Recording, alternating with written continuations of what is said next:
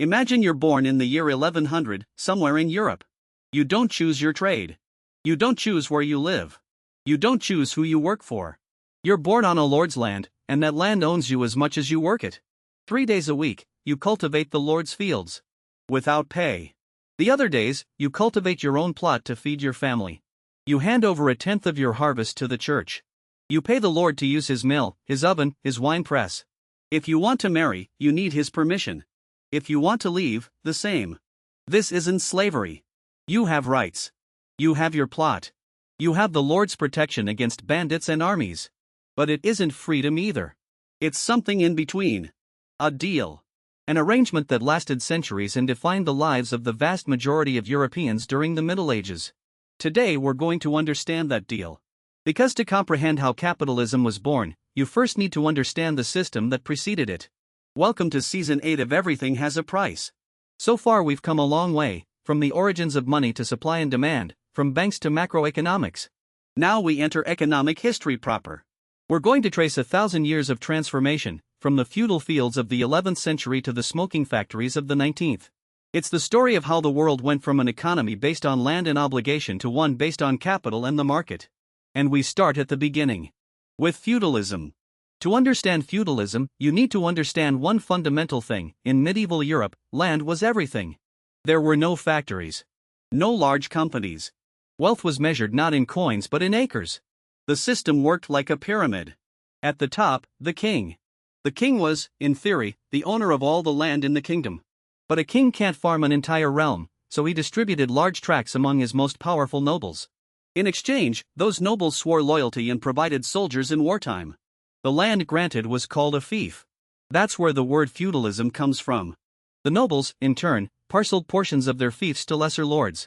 And at the base of the pyramid, working the land, were the peasants. Most were serfs, legally bound to the land they worked. They weren't slaves. A slave is the property of a person. A serf is tied to a place. If the lord sold the land, the serfs went with it. They couldn't leave without permission, but they couldn't be sold separately from the land either.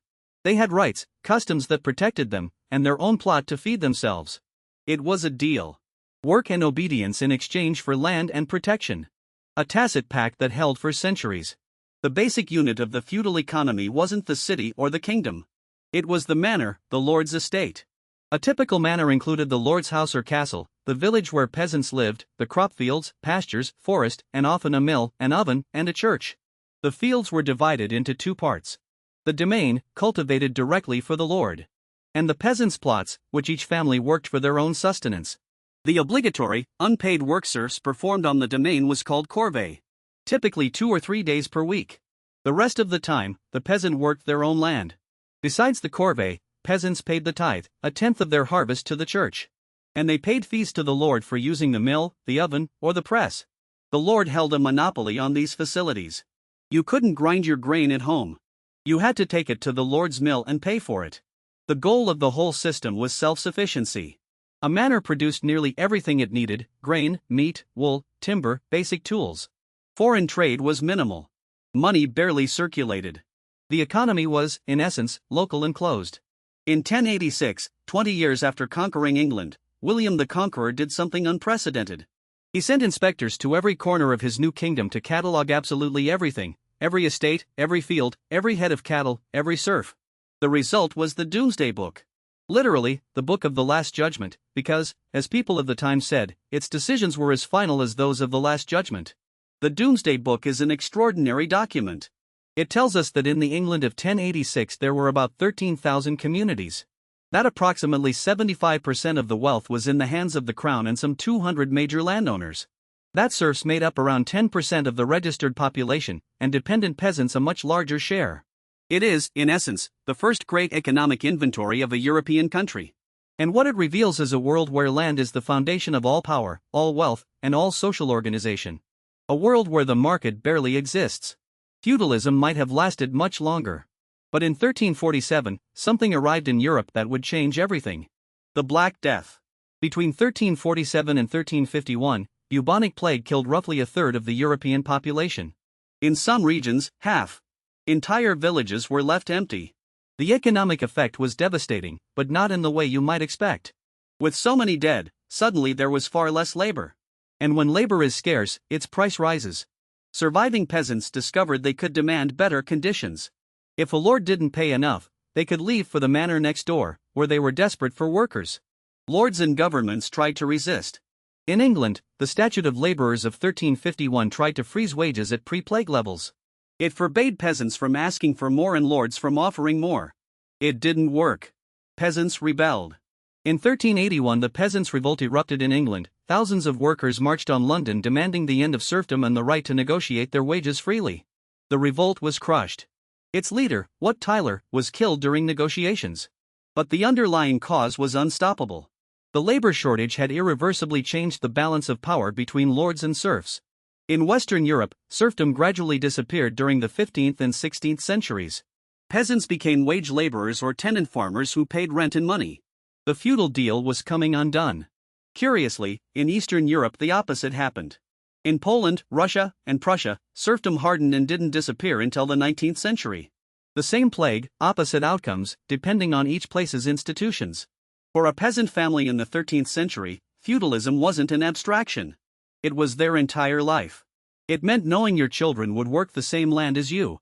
It meant a bad harvest year could kill them from hunger, but a good year wouldn't make you richer either, because the surplus went to the Lord and the church. It meant the horizon of your life was the village. Perhaps the neighboring town on market day. Nothing more. But it also meant security, within precariousness. You had a plot. You had the right to gather firewood from the common forest, to graze your animals on the common meadows.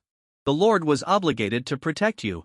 The community functioned as a mutual support network in difficult times.